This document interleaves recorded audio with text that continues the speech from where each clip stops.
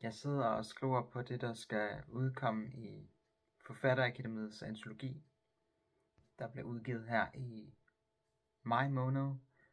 Og vi har så deadline den 27. marts. Der er god tid til, og det er vigtigt, fordi poesien den skal have god tid til at kunne udfolde sig, fordi der er ikke noget værre end og poesi her. Mange vil nok tænke, ej, der er deadline, det er først om så lang tid jeg går først i gang tæt ved deadline. Nej, altså fra mit synspunkt, der skal man give god tid til det. Det er ikke noget, man lige skal lave i sidste øjeblik, fordi at der er ligesom, hvis man sådan som jeg gør det, gerne vil have fat i noget bestemt, at det skal have en bestemt sound, nogle bestemte ordvendinger og sammensatte ord, som man selv finder på, og nogle metaforer, man skaber, som ikke findes, så skal man ikke begynde lige inden deadline, fordi at her, det skal man ligesom have tiden til det, og man kan ikke presse noget igennem. Nogen kan måske godt, altså det kan jeg også godt. Hvis jeg fik at vide, skriv en tekst, du har til i morgen, så kunne jeg også gøre det. Men her, der kan vi planlægge ud fra, altså der kan jeg planlægge, hvordan og hvorledes, fordi vi ligesom har fået at vide deadline og så videre. Deadline er den 27. marts. Vi må skrive 12 sider, og formatet er sådan, det er lidt anderledes i år end de andre antologier. Men i hvert fald så er det, jeg har skrevet omkring de 1500 ord. Og jeg skal lige kigge på det og sådan, fordi at, ja, jeg udnytter pladsen virkelig, så der ikke kan stå mere. Altså jeg vil udnytte det bedst muligt, fordi ja, jeg har faktisk godt været nødt til at skulle smide nogle tekster ud, som jeg ikke kan få plads til. Og så har man sådan lidt, jeg ville bare ønske, jeg havde flere sider. Men nej. Så er det jo nogle tekster, man kan gemme til noget andet. Og som sagt, hvornår skriver jeg bedst poesi, og hvor skriver jeg det bedst, og hvornår? Altså, inspiration kan komme ud fra ingenting. Altså, det kan komme med, at man kigger på en eller anden elastik, og så måden man så kaster den på, eller sådan noget. Det giver en eller anden mærkelig metafor, en eller anden idé op i hovedet. Eller man kigger på et eller andet, ja, det kan være hvad som helst, en eller anden fjernbetjening, eller en eller anden pensel.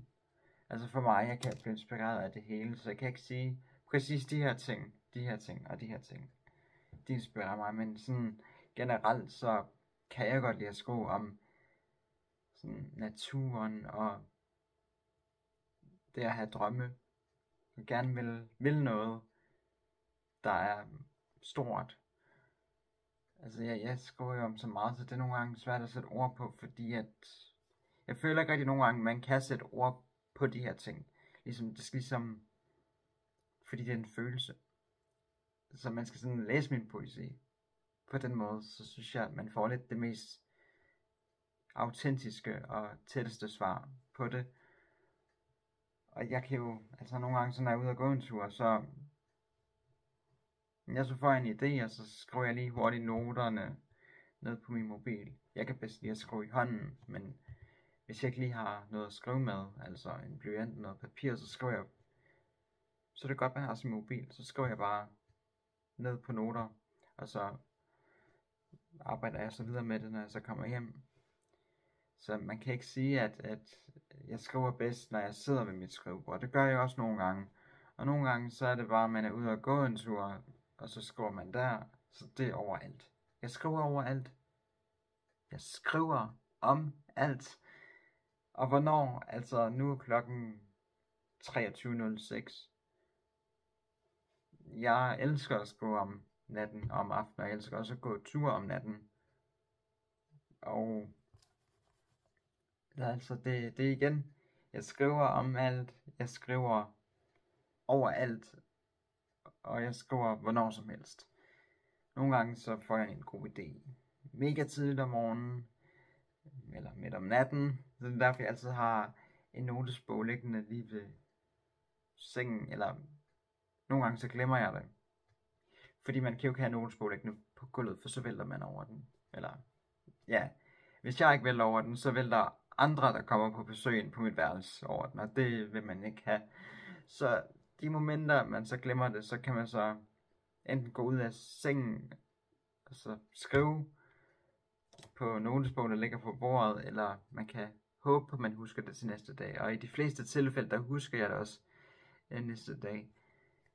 Så altså, jeg synes, det er virkelig hyggeligt at sidde og skrive om natten. Det elsker jeg bare. Altså, det er den der vibe, jeg får. Jeg ved ikke, om I kender den. Men det der med, at man kigger ud, og der er lys forskellige steder fra sådan nogle boligblokke. Nogle er slukket, fordi de er gået i seng, og andre de er stadigvæk oppe. Og så når man kigger over på byen, og med lysene, og ude på vandet, man kan se skibene, de sejler derude, og altså, når verden sover jo ikke, for der er altid nogen, der er vågne. Men så når der er nat, og de fleste sover, og så er det stadigvæk nogen, der er vågne, men der er ikke så mange, der er lidt mere ro på. Så, men pludselig skal det også, at jeg bare sidder og spiser sådan en frokost, og så, jeg har en idé. Jeg har fået en idé. Så det popper op på alle mulige tidspunkter, men nu vil jeg heller ikke skrive så meget mere. Jeg fik lige skrevet nogle guldkorn op, men jeg kommer ikke til at læse op fra det, fordi jeg vil helst have det udgivet. For jeg er sådan lidt overtroisk med, hvis jeg vil læse noget op nu, at så nogle andre nakker den idé.